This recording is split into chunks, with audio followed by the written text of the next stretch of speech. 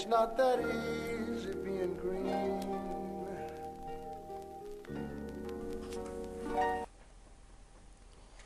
Countdown to Earth Day 2009. Hello, YouTube. Back again, very briefly.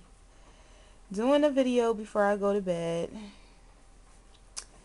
I wanted to do a video updating you guys about my garden, but I got home late again tonight from work.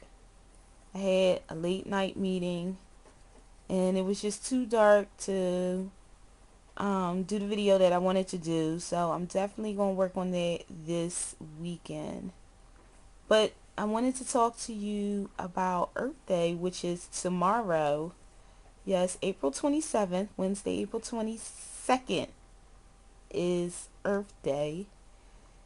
It's the designated day in which people from all over the world just take time to celebrate and honor Mother Nature and all of her glory, her beautiful and wonderful glory, and to just bring attention to what we have to do to kind of preserve her. I'm in bed right now, and that's why I look a little awkward. I'll try to hold the camera so you can see me better. Um, but I wanted to definitely just bring you guys a little short video in honor of Earth Day. I hope that you guys are doing something to kind of just preserve our space here on this planet. This is usually a day where people go out and they do things like plant flowers and trees and protests against things that harm the environment. Um, they do a little human rights activism as well. And that's all fantastic. But a lot of us don't participate in it the way that we should. And we don't apply the principles of preserving the environment in our daily lives as we should. We definitely live in a society that stresses consumerism. And, you know, there's a reason behind that, because that's what moves our economy and that's what keeps us all employed. Unfortunately, it's to our detriment. And because of our consumer society, we actually do a lot of harm to this planet. And we're seeing things happen because of it, whether it's the melting of polar ice caps, and the extinction of various animals to increase respiratory illnesses and cancers and that sort of thing. So it's really important that we start doing things to secure our place here on this planet. And that's what I really wanted to talk to you all about.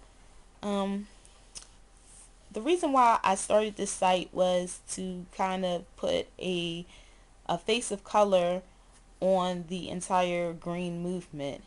Whenever we see anyone talk about the green movement, it's usually some hippie white folk, um, you know, with the long beards and the long, you know, grimy hair or whatever, and they're like tree huggers, and, you know, they're really minimalists, meaning that, you know, they live mainly off the earth and that sort of thing. And it's not really appealing to a lot of people of color, especially people in poor or neighborhoods or working class neighborhoods where they had to struggle most of their lives. So the last thing they want to hear about is sacrificing even more. Um, but at the same time, I think that their message is a really good one. I just don't feel like it's really tailored to our community, and it's not presented in a way that makes it more acceptable to the general public in general. Mainly because it focuses on this idea of saving a really abstract concept, which is the earth.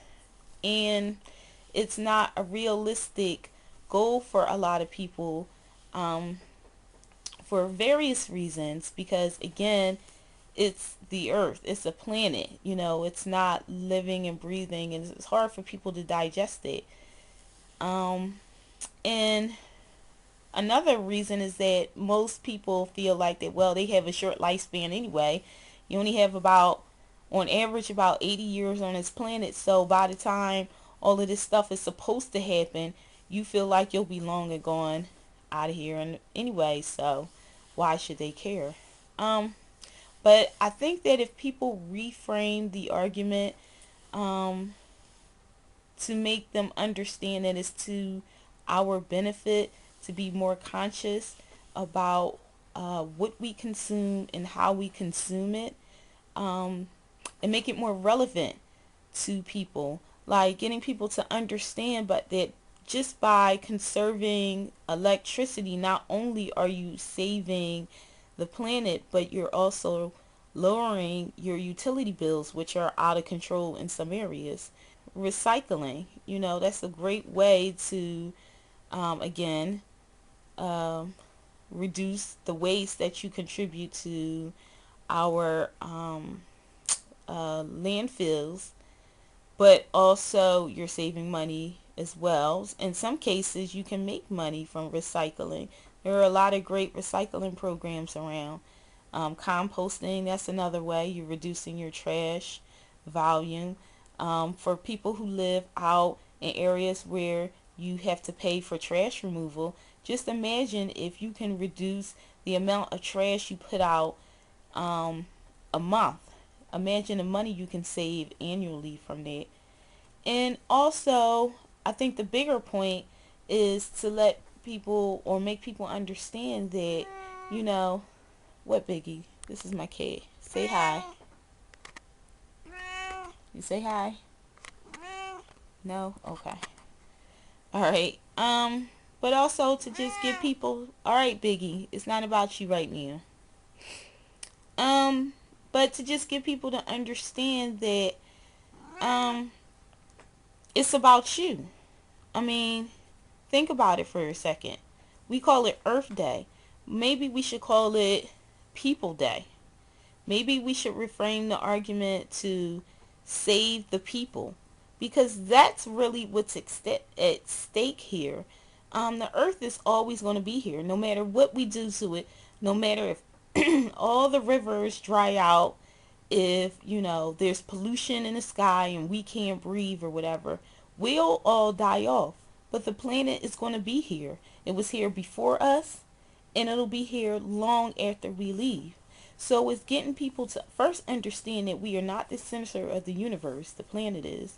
And then getting people to understand that it's to your benefit to kind of take control over what we, again, consume and how we consume it. So on that note, I want to wish you all a happy Earth Day, and just do something to just um, reduce your impact on the world.